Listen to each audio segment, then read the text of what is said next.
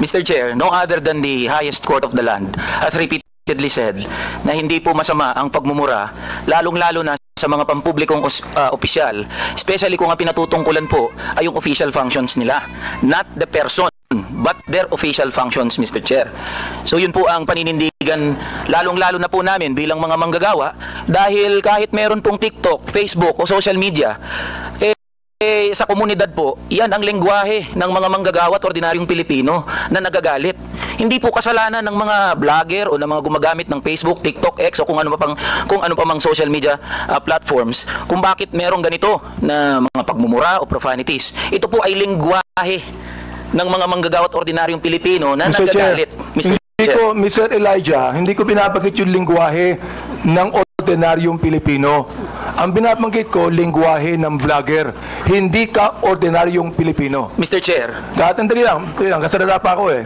Alright.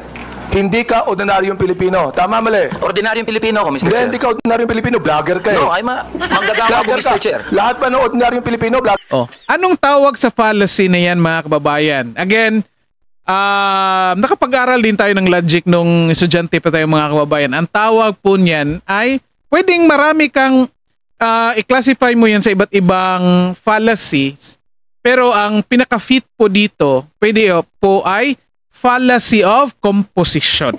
Okay, ano po ang fallacy of composition? Ito, pakita ko na lang sa inyo. A